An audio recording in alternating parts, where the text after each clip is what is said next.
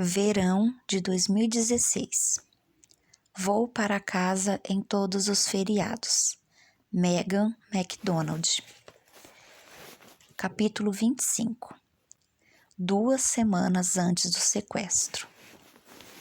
Ele tinha 7 anos quando o homem do parque de diversões levou seu irmão. Com dedos pegajosos, Casey levava o algodão doce à boca quando viu o homem com cabelo encebado colocar o braço em torno de Joshua e conduzi-lo até o estacionamento. Não havia explicação para seu silêncio naquele dia, nem para o porquê de ele não ter corrido em busca de ajuda. Devia ter encontrado seu pai. Em vez disso, deixou que o açúcar se dissolvesse na língua enquanto aquele estranho levava Joshua, pisando o cascalho para fora do alcance da visão. Quase 20 anos tinham se passado desde aquele dia no parque de diversões e ainda vivia dentro dele. Às vezes, Casey conseguia ficar dias sem pensar naquilo, mas era algo raro. Muitos elementos desencadeadores da vida diária, açúcar, sol, cascalho, o levavam de volta ao parque de diversões, impedindo-o de se esquecer do que acontecera. Aquele dia havia muito deixado de ser simplesmente um evento de sua existência. Aquele dia o definiu. Foi o que o trouxe agora a um bunker na floresta.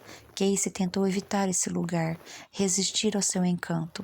Porém, seguir sem preencher o vazio trazia angústia numa escala imensurável. Ele sabia que levar as garotas era a melhor pior opção. Depois que Casey levou a primeira garota, os meses seguintes se tornaram um período muito sombrio. As semanas de planejamento e as horas de enfadonha estratégia precederam sua viagem. E então a facilidade surpreendente, a simplicidade de localizá-la e a captura sem sobressaltos, não mais difíceis do que conduzir um menino de 9 anos por um estacionamento de cascalho. Na hora ele soube que poderia fazer aquilo 100 vezes sem jamais se entediar. Durante uma semana, Casey se sentiu em êxtase, eufórico com o fato de levar sua primeira garota. Mas então o remorso tomou conta, descendo como uma nuvem negra de trovoada. Casey se enfurnou em seu apartamento escuro, ignorou o trabalho e não se alimentou.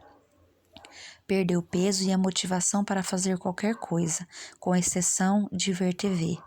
Quando os dias viraram semanas, a vontade de viver se foi. Ela permeava sua mente, aquela primeira garota, e ele se sentia impotente para encurralá-la.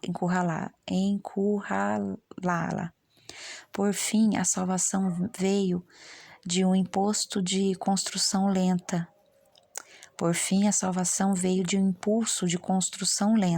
um desejo em que ele passou a confiar. Foi a única coisa que trouxe sanidade. Em seu interior, como uma pequena brasa ardente numa fogueira sufocada, existia uma fome crescente que precisava ser saciada. Esse impulso o vibrou de sua depressão, a necessidade de caçar, perseguir e encontrar a próxima garota. A emoção da captura e a execução da entrega propiciavam um contentamento inexplicável. Deixar as jovens presas, assustadas e impotentes para aquele que as solicitou enchia-o de euforia. O ritual foi tudo que o salvou. Ele não era psicótico, lembrava a si mesmo. Nunca fez mal às garotas que capturou. Por meio do noticiário, mantinha um controle atento sobre elas. Até ali, apenas uma emergira, sua primeira. A jovem que ele tirara com muita facilidade das ruas da cidadezinha da Virgínia, cuja imagem não o deixou em paz durante seu primeiro período de angústia.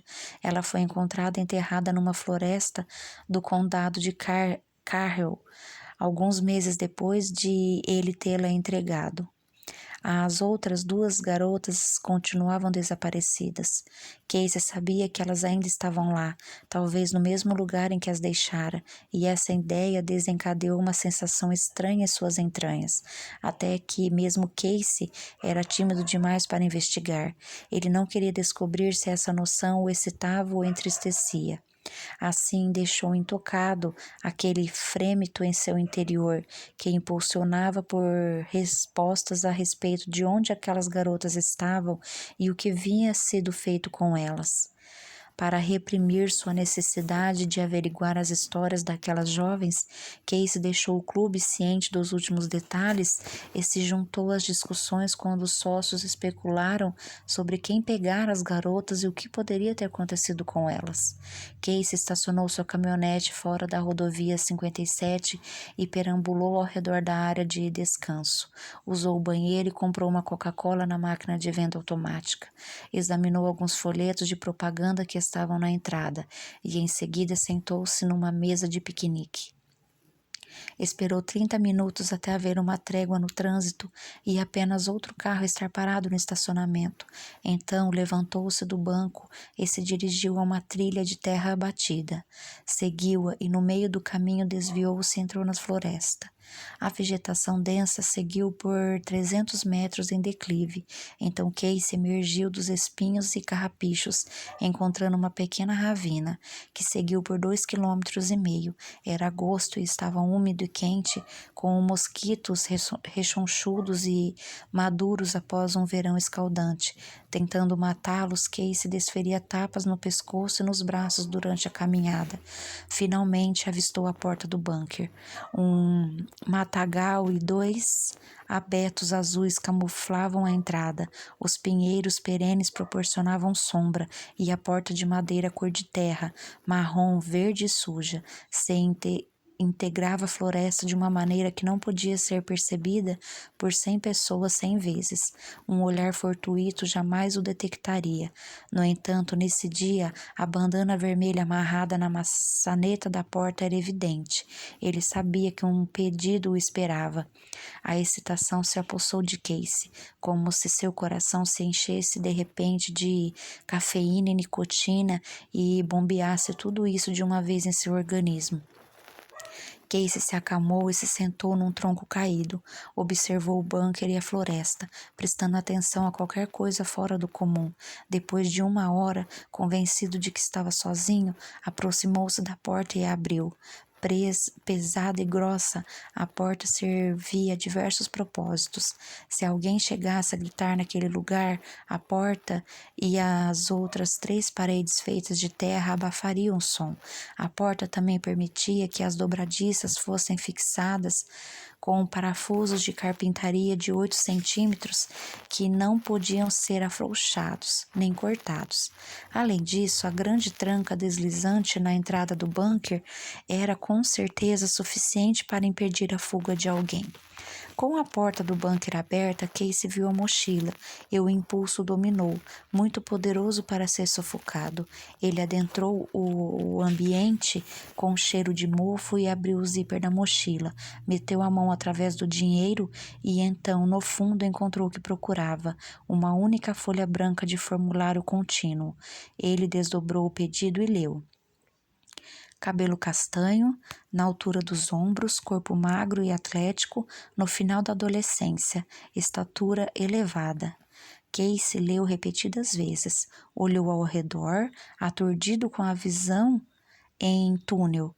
Estava ali, de novo, o desejo que fervilhava e animava aquela parte que ele sabia que ninguém mais possuía, um reservatório estranho de emoções sombrias e irregulares que constituíam um seu ser, um pântano negro em sua alma, que odiava e menosprezava, formado anos atrás no parque de diversões, quando, enquanto comia algodão doce, observou em silêncio o homem de cabelo encebado pôr a mão no ombro de Joshua e levá-lo ao estacionamento de cascalho.